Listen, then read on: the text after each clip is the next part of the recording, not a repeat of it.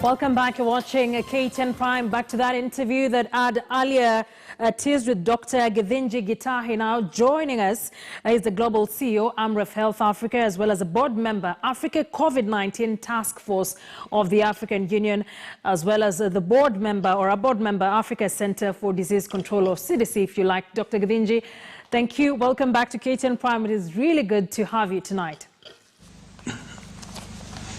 Thank you.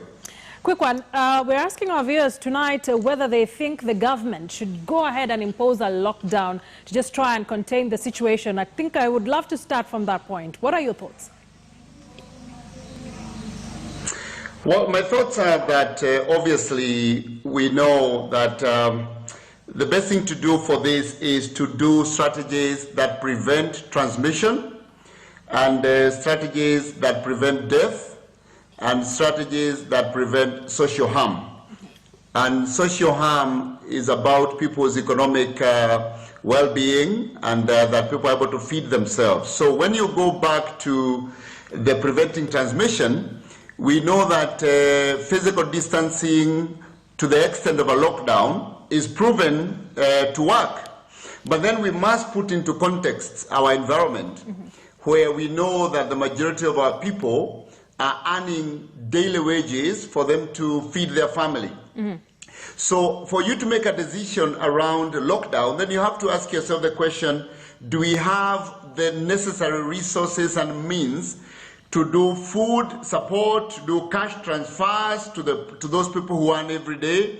So it is not a very easy decision for the government to make. So the first step would be to apply as many strategies for social distance, hand washing, wearing masks in public transport and public places, and avoid doing a total lockdown unless you have a strategy for social and economic emancipation. Right. Thank you for that. Now, yesterday, the story of recovery of two of the patients has been a conversation till today, and there have been a lot of nagging questions around the recovery. Let's just get into that on first. At what point do we declare a patient was positive of COVID-19? At what point do we say that they're COVID-19 free? What steps have they gone through before we get to this point where we say this person has now tested negative of the virus? Let me first explain. I think it's important for people to understand the background. That when we say somebody is positive for COVID-19, it doesn't necessarily mean that they are sick. It means that they are positive for the virus. They are not sick. But then out of, about 8 out of 10 people who are positive for the virus will not be sick, or we may have very mild symptoms.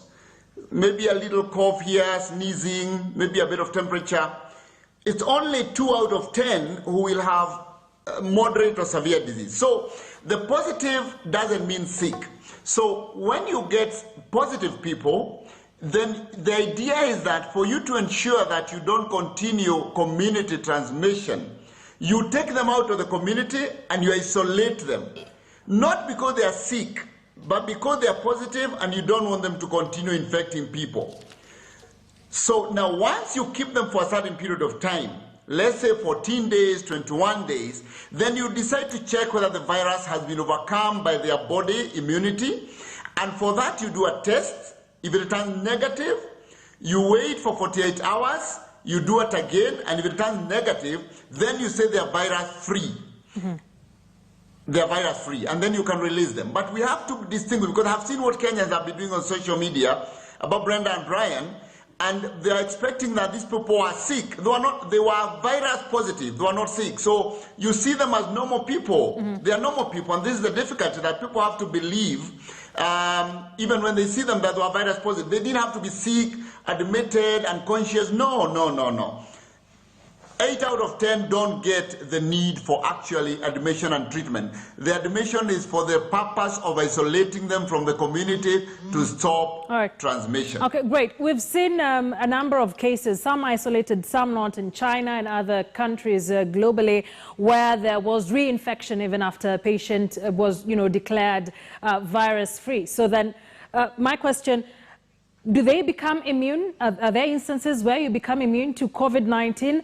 Are they prone to reinfection even after being declared virus-free? What happens with many diseases, viruses and bacteria and others, is when the body comes into contact with a new antigen or a new organism or like this, the body produces antibodies to fight it, almost like soldiers or bullets to fight the particular intrusion. And when they actually do that, those antibodies then start to appear in your body. Now, it means that if you encounter that same virus again, your body already has learned how to deal with it, and it has antibodies in itself. And therefore, it's less likely you can get infected by the same virus. But that doesn't mean you can't be infected. It just means that your chance of infection is lower than somebody who has not had a contact with that virus again. Now, over time, we know that if you meet that virus again, you fight it maybe faster. And maybe if you find it the third time, you overcome it at first contact. So your immunity increases based on the exposures. So you may get infected again, but or you may have enough antibodies to fight it right away from the second exposure. To some of the measures that have been announced today by the government, one of them, it would seem that we'll now need to use masks every time we're going about our daily activities, especially when we're using public transport, border, tuk-tuks, matatus, you name it. And of course, Dr. Amot, the DG, Ministry of Health, tried to explain, you know, what we need in terms of masks. Let's just once again take our viewers through the use and those who will be making them, even with the mass production. What do we need to be looking out for when buying these masks? What are some of the fundamental characteristics of the mask N95 that we are being asked to start using? Now, let me explain about masks, because this has been a big debate.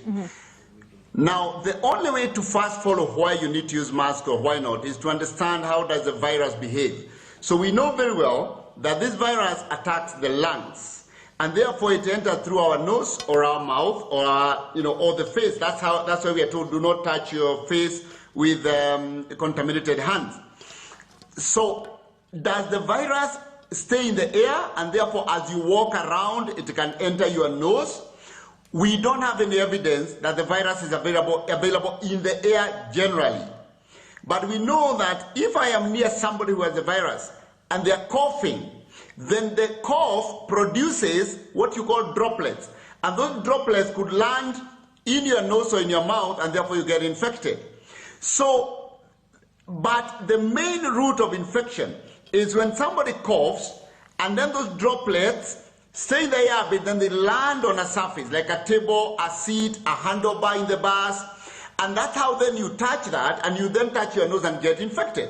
So the use of masks is therefore, most importantly, to stop people who are infected from coughing out the virus, what we call shedding, and therefore the virus lands on the bars or the bus, or lands on the surface of a table in a restaurant, and then you touch it. So the use of masks in the public transport is commendable, because it means that even if you had somebody infected in the bus, they don't shed, even if they cough or sneeze, they don't shed the virus, meaning that people who come after them then can touch it. So it's important, my own recommendation would be that we actually implement the use of masks in public places, public transport, people who are serving others, and there is a counter, like in a shopkeeper, people who may be serving over a counter, people who may be in a Huduma center and they're inside and they're walking around and they're public surfaces. We should implement use of masks there. But remember, it is to reduce the chance of shedding viruses from those who are sick. That is, but then if you're dealing with people who may be sick, then it's good for you to wear a mask. And this is the mask we recommend for health workers. This is what we call the N95. This is for health workers. This mask here is the general mask, which the minister is recommending is worn inside the public transport. These are for health workers. When you buy them, you deny health workers masks to use. This is the one that we want the general public in the public transport to use. All right, thank you. Very important that you have, tried to give a distinct difference on what we should be using and what health workers should be using.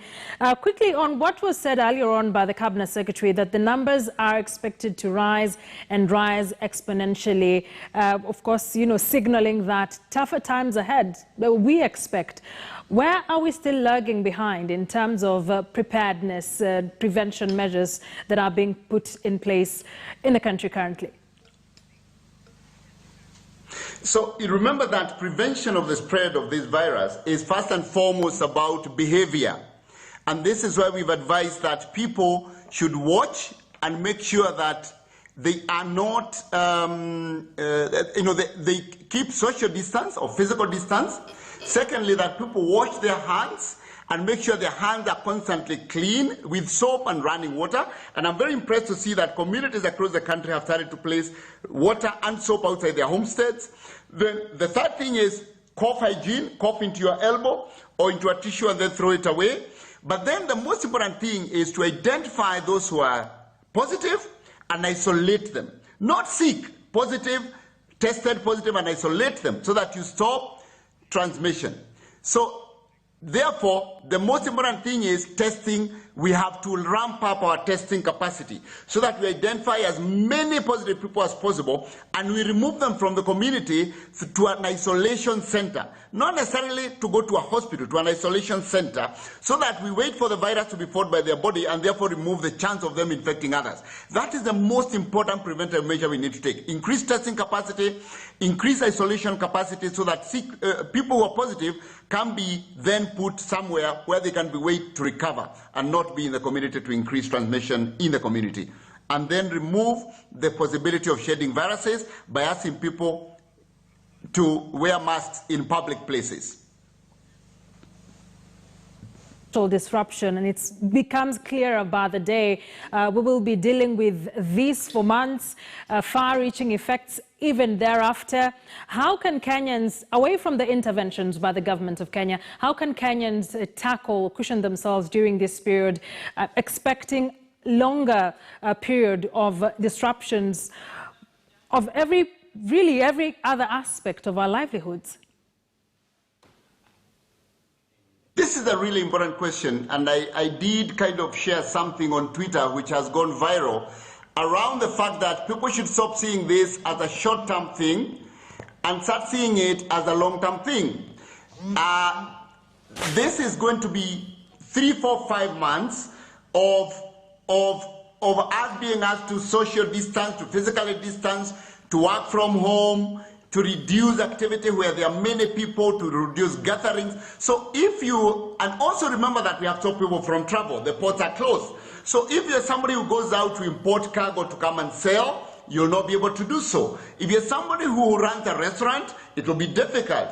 If you're somebody who runs a school, it will be difficult. So the most important thing that I would like to communicate to Kenyans is, it's going to be long term. It's going to be 4 or 5 months of these kind of measures. Therefore, the most important thing is, if you're planning to put all your money into buying a car, hold back, because you may need that money to feed your family as the business decreases. If you're planning to do something that takes away your cash, conserve your cash. Think long term. As I said in that tweet, try and hibernate like animals that hibernate when the conditions are tough, like in winter. So please remember, it's long term, and therefore take measures that are long term. Think 4, 5 months. Don't think a week or 2 weeks. Think long term. Thank you very much, Dr. Always a pleasure to have you here. A lot of questions every time you come on the show, but I'll try to share them personally. We'll keep updating our viewers on social media. Dr. Githinji